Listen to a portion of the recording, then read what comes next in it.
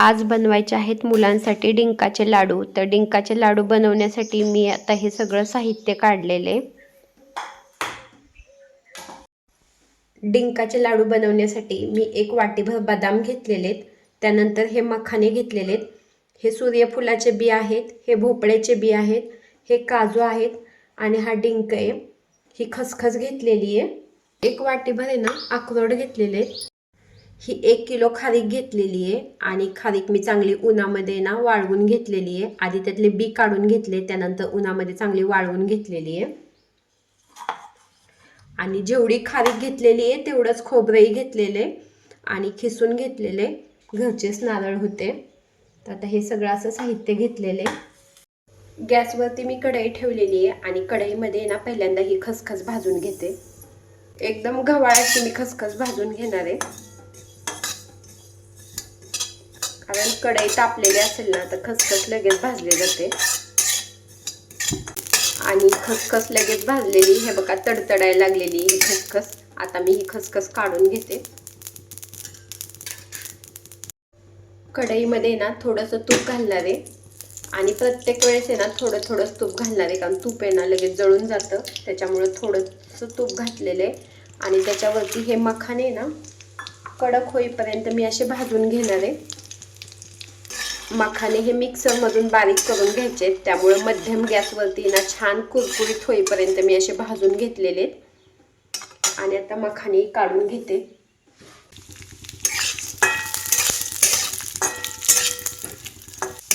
छान असे कडक होईपर्यंत भोपळ्याचे बी मी भाजून घेतलेले आणि आता भोपळ्याची बी काढून घेते। त्यानंतर थोडंसं तूप आता कढईत शिल्लक आहे, त्याच्यावरती ना ते सूर्यफुलाचे बी मी असेच भाजून घेणार आहे।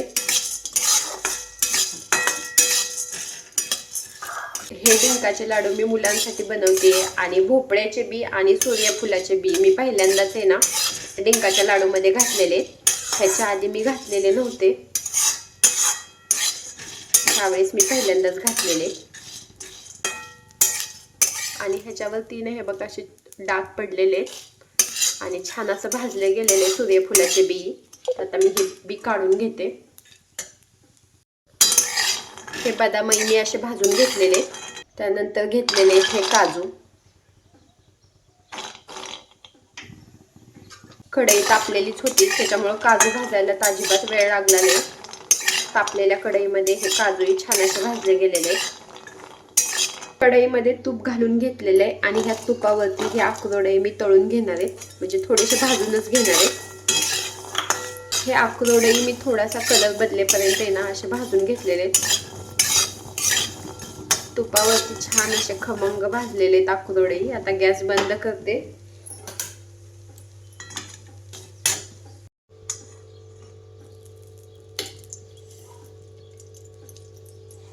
हे खोबरंही मी थोडं थोडं असं करून आहे ना भाजून घेणार आहे।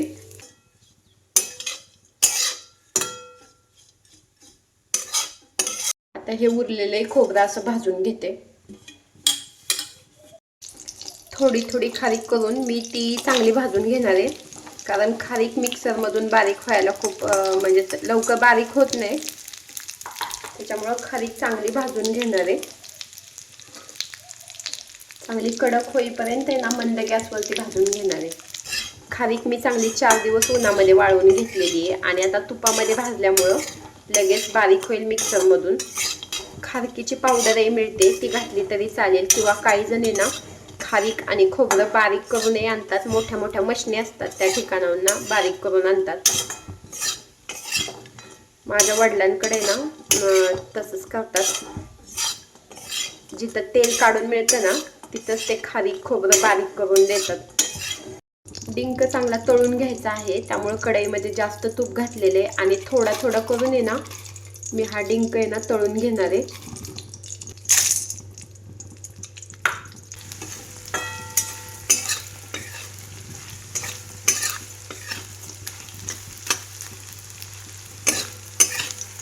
कमी गॅसवरतीच आहे ना छान असा फुलेपर्यंत मी हा डिंक तळून घेतलेला आहे आणि हे बघा असा फुललेला आहे। डिंक आहे ना असा छान फुलेपर्यंत मी तळून घेतलेला आहे।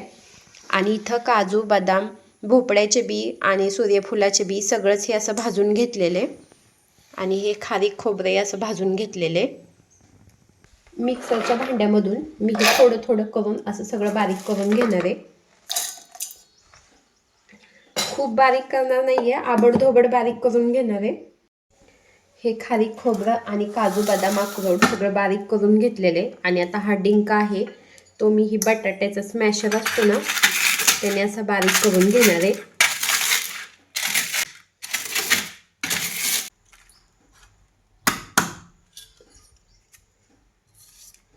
डिंक तळला गेल्यामुळे लगेच असा बारीक झालेला आहे.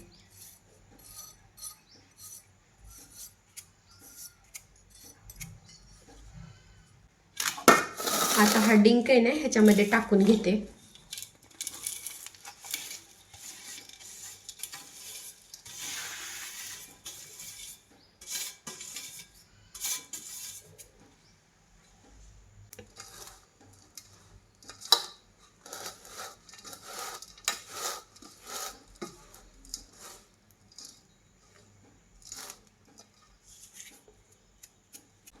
ह्याच्यामध्ये मी टाकलेली ही वेलची पूड.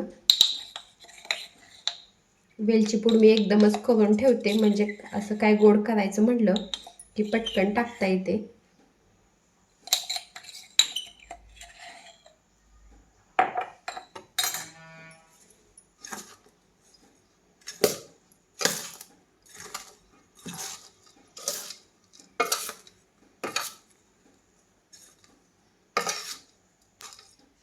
ही वेलची पूड आहे ना अशी मिक्स करून घेतलेली आहे.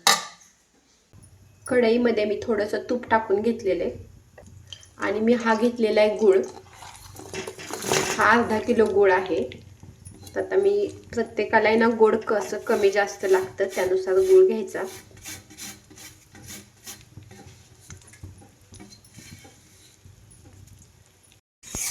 हा गूळ आहे ना मी फक्त वितळून घेणार आहे.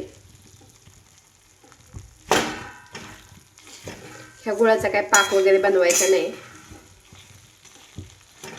काही जण ना डिंकाच्या लाडूमध्ये गव्हाचे पीठही घालतात पण मी काय गव्हाचे पीठ घालत नाही. तर हे बघा हा गुळही वितळलेला आहे. हा असा गुळ वितळलेला आहे. आता गुळ टाकून घेते. गॅस मी आता बंद केलेला आहे आणि आता हा वितळलेला गुळ आहे ना टाकून घेते.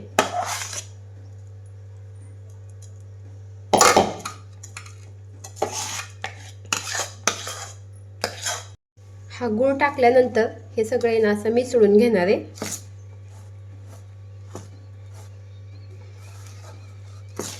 गूळ गरम आहे त्याच्यामुळे गुलतनानेच ना मी हे असं मिसळून घेणार आहे.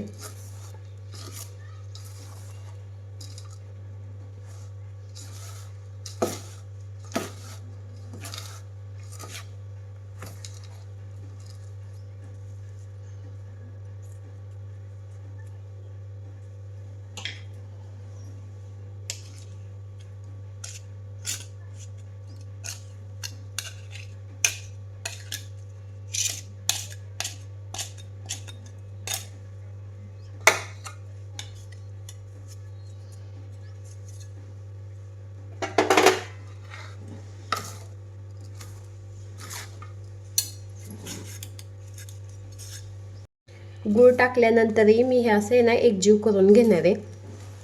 गूळ घातल्यानंतर हे डिंकाच्या लाडूचं मिश्रण मी एकदा ना मिक्सरमधून सगळं काढून घेतलेलं आहे आणि मिक्सरमधून काढून घेतल्यामुळं लाडू एकदम पटपट बांधले गेले आणि गूळ आणि सगळं मिश्रणही एकजीव झालेलं होतं.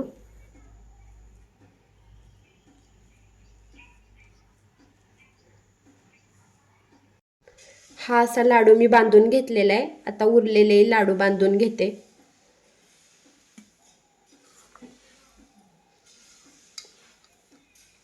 डिंकाचे लाडू माझे बनवून झालेले आहेत आणि गूळ घातल्यानंतर अजून एकदा मिक्सरमधून मी बारीक करून घेतलं आणि त्यानंतर लाडू बांधून घेतलेले आहेत. असे हे लाडू तयार झालेले आहेत.